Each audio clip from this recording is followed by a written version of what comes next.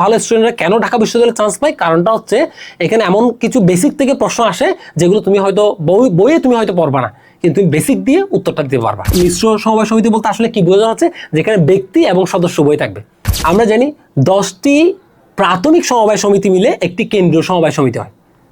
10টি প্রাথমিক সমবায় সমিতি মিলে কি হয়, একটি কেন্দ্রীয় সমবায় সমিতি হয়। আর 10টি কেন্দ্রীয় সমবায় সমিতি মিলে একটি জাতীয় সমবায় সমিতি হয়। আমরা 4 নম্বর এমসিকিউটা আলোচনা করব। এখানে আমাদের বলা হচ্ছে কোন ধরনের সমবায় সমিতি ব্যক্তি এবং সদস্য থাকতে পারে না।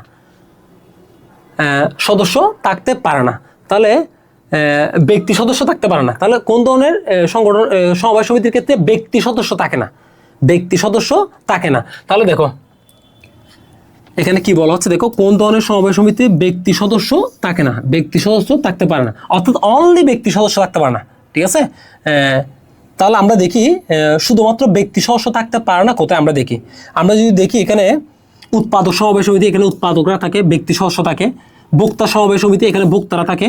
মিশ্র সমবায় সমিতি, এখানে মিশ্র সমবায় সমিতি বলতে আসলে কি বোঝানো হচ্ছে, যেখানে ব্যক্তি এবং সদস্য উভয় থাকবে, ব্যক্তি সদস্য এবং সমবায় সমিতি উভয় থাকবে, যেহেতু এটাকে বলা হচ্ছে মিশ্র সমবায় সমিতি। মিশ্র সমবায় সমিতির ক্ষেত্রে ব্যক্তিও থাকবে এবং সমবায় সমিতিও থাকবে। তাহলে কোনটিতে থাকে না, সেটা হচ্ছে কি জাতীয় সমবায় সমিতি। কোনটি থাকে না, জাতীয় সমবায় সমিতি। আমরা জানি 10টি প্রাথমিক সমবায় সমিতি মিলে একটি কেন্দ্রীয় সমবায় সমিতি হয়। 10টি প্রাথমিক সমবায় সমিতি মিলে কি হয়, একটি কেন্দ্রীয় সমবায় সমিতি হয়। আর 10টি কেন্দ্রীয় সমবায় সমিতি মিলে একটি জাতীয় সমবায় সমিতি হয়। তাহলে 10টি কেন্দ্রীয় সমবায় সমিতি মিলে কি হয়, একটি জাতীয় সমবায় সমিতি হয়। তাহলে জাতীয় সমবায় সমিতির ক্ষেত্রে শুধুমাত্র কি থাকে, সমবায় সমিতি থাকে, শুধুমাত্র সমবায় সমিতি থাকে, সদস্য থাকে কি, শুধুমাত্র সমবায় সমিতি, শুধুমাত্র কে থাকে, সমবায় সমিতি হচ্ছে কি সদস্য। অর্থাৎ 10টি কেন্দ্রীয় সমবায় সমিতি মিলে, কয়টি, 10টি কেন্দ্রীয় সমবায় সমিতি মিলে একটি জাতীয় সমবায় সমিতি। তাহলে কি এখানে ব্যক্তি আছে, এখানে ব্যক্তি সদস্য আছে, নাই।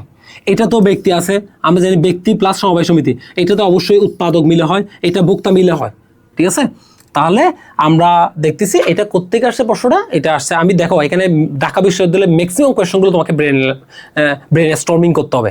ঠিক আছে, এখানে অনেক এটাতে একটা অ্যাডভান্টেজ আছে, এখানে ভালো স্টুডেন্টরা কেন ঢাকা বিশ্ববিদ্যালয়ে চান্স পায়, কারণটা হচ্ছে এখানে এমন কিছু বেসিক থেকে প্রশ্ন আসে যেগুলো তুমি হয়তো বইয়ে তুমি হয়তো পড়বা না, কিন্তু তুমি বেসিক দিয়ে উত্তরটা দিতে পারবা। ঠিক আছে, আচ্ছা তাহলে দেখো, তাহলে এইটাও আমাদের ক্লিয়ার। তাহলে এই প্রশ্নটা আসছে কি সমবায়ের প্রকারভেদ থেকে, সমবায়ের প্রকারভেদ থেকে। দেখো ম্যাক্সিমাম প্রশ্ন কিন্তু প্রকারভেদ থেকে আসতেছে। আমরা যেগুলো, একটা হচ্ছে পরিকল্পনা থেকে আসছে, ঠিক আছে, আমরা আলোচনা করছি একটু আগে, একটা আসছে নেতৃত্বের প্রকারভেদ থেকে। ঠিক আছে, আচ্ছা তাহলে আমাকে বুঝতে হবে কোন জায়গাগুলো থেকে প্রশ্ন আসে।